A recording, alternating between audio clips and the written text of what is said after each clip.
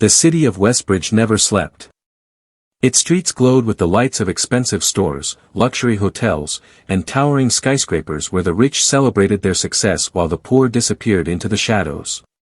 Among the most powerful people in the city was Victoria Langston, a woman whose name was known by everyone. She had built an empire from nothing, or at least, that was the story she always told the world. She owned the most luxurious hotels, wore clothes designed by the world's greatest fashion houses, and traveled in cars that most people could only dream of owning. Newspapers called her the Queen of Business. But behind her wealth was a heart that had become colder than winter itself. Victoria hated beggars. Every morning, as she walked toward her biggest hotel, she saw homeless people sitting near the streets. Some asked for a coin. Some asked for food. She ignored every one of them. Hard work creates success, she would say. If they are poor, they have chosen their lives. Her employees never argued with her. They had seen how quickly her kindness disappeared whenever someone challenged her beliefs. But there was one man she could never ignore. His name was Samuel. For nearly 5 years, Samuel sat outside the entrance of her luxury hotel. He was an old beggar with gray hair, worn-out shoes, and a coat full of holes. Winter snow covered his shoulders, summer heat burned his skin, and heavy rain soaked his clothes. Yet he never complained. Every day, he sat quietly holding the same small sign. A little kindness can change a lifetime.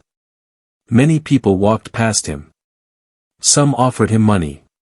Others treated him as if he did not exist. But every time Victoria passed by, Samuel looked at her with a strange sadness, almost like he knew her. One cold December evening, Victoria stepped out of her black limousine after closing a billion-dollar business deal. She was surrounded by assistants, security guards, and reporters. That was when Samuel slowly stood up. "Good evening, Victoria," he said. She stopped. For a moment, she was surprised. He had never called her by her first name before. "How dare you speak to me?" she asked coldly. Samuel smiled weakly. "I only wanted to say something. I don't have time for beggars." "Then perhaps make time for your memories." Those words made her heart skip. "What did you say?" Samuel looked into her eyes. "Do you remember a little girl who was lost on a rainy night 35 years ago?" The world around Victoria became silent. A memory she had buried deep inside her mind began to return. A little girl wearing a torn dress. Rain falling heavily. A lonely child crying in a dark alley after getting separated from her mother. People passed by without helping. Until a poor young man appeared. He gave her his own jacket. He bought her bread with his last few coins. He stayed beside her for hours until the police found her family. Before leaving, he told her, "Never forget this day. When life gives you more than you need, give some of it to someone who has nothing." The memory disappeared as quickly as it came. Victoria looked at Samuel with trembling hands. "No. It can't be." Samuel nodded slowly. "Yes, Victoria. I was that young man." Her face turned pale. The man she had ignored for years. The man she had humiliated countless times.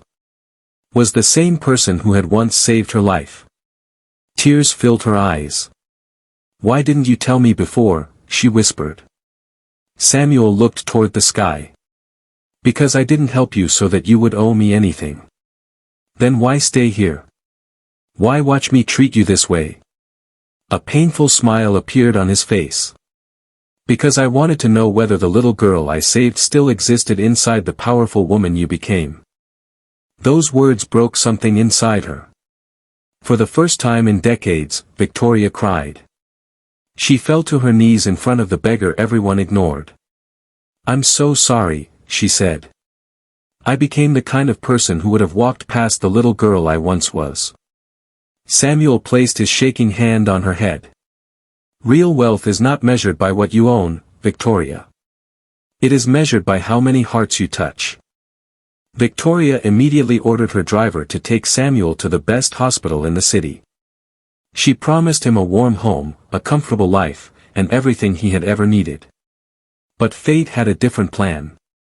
That night, as Samuel lay in the hospital bed, his health became worse. The doctors did everything they could, but years of living on the streets had destroyed his body. Victoria sat beside him all night, holding the same hand that had once held hers in the rain.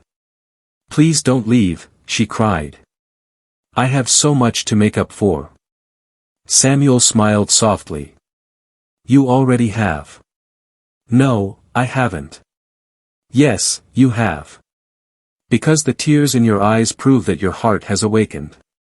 Victoria held his hand tighter. "Tell me what I can do for you." Samuel took a slow, painful breath. His eyes became filled with peace. Then he whispered his final words. "Don't spend the rest of your life remembering the man you ignored, spend it helping the people the world ignores." A tear rolled down his face. And moments later, his hand became still. Samuel was gone. The richest woman in the city cried harder than she had ever cried before. The next morning, every newspaper expected to report another business achievement of Victoria Langston. Instead, they announced something no one could believe. She had donated half of her fortune to create shelters, schools, and hospitals for homeless people. She named the foundation the Samuel Hope Foundation. Every year, on the anniversary of Samuel's death, Victoria would sit outside the same hotel where he once begged.